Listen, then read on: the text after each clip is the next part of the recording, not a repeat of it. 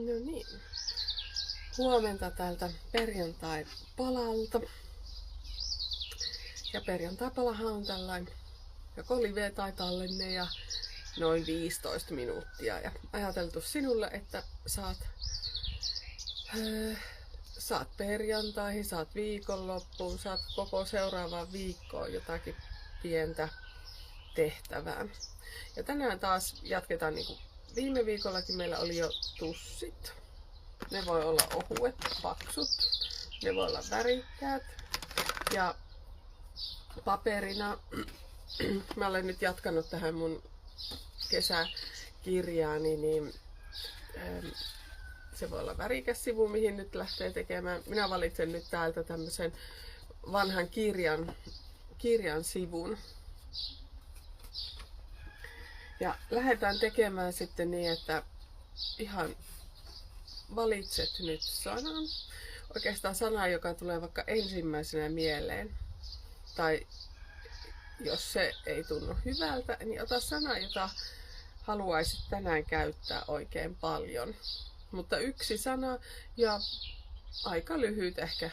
Mutta ei kannata nyt siihen pituuteen takertua. Ota yksi sana. Ja sit kun sä oot valinnut sen sanan, minulla se sana on tänään ilo.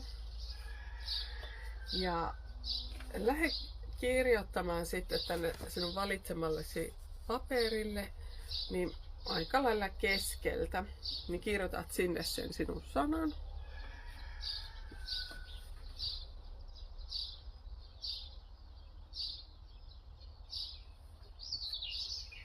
Mulla ei se edes kauheasti vielä näykään täällä, mutta se tulee näkymään sitten enemmän tuolla noin keskellä. Ja aika pienellä saa nyt tehdä. Lähdetään tekemään niin semmoista spiraalia siitä sanasta. Tää on taas kerran semmonen hirmu yksinkertainen harjoitus, mutta hyvä harjoitus siihen, että voit vaan keskittyä siihen tekemiseen.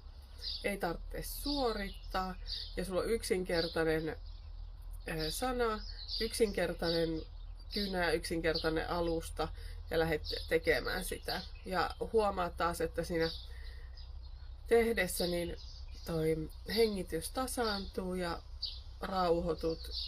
Ja se voi olla just se semmonen hyvä, vaikka kahvikupin kanssa, jos ei niinku halua sitten ihan vain yksinään. Mut lähdetään.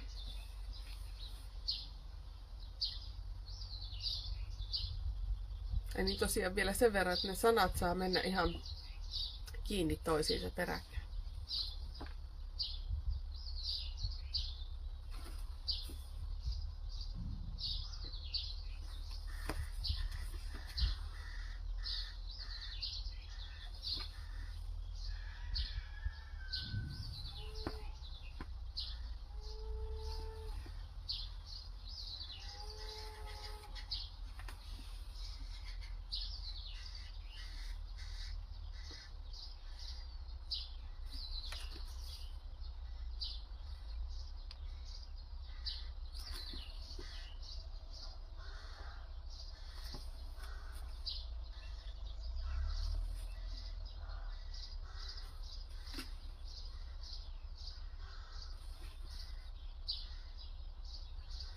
Ja tässä pätee ihan samalla tavalla, että voit vaihtaa väriä, niin kuin miltä sinusta tuntuu, niin vaihdat väriä tai vaihdat suuntaa tai muuta. Tänne voi tehdä erilaisia kiemuroita. Minä tyydyn tänään hyvin tämmöiseen yksinkertaiseen ja toistavaan.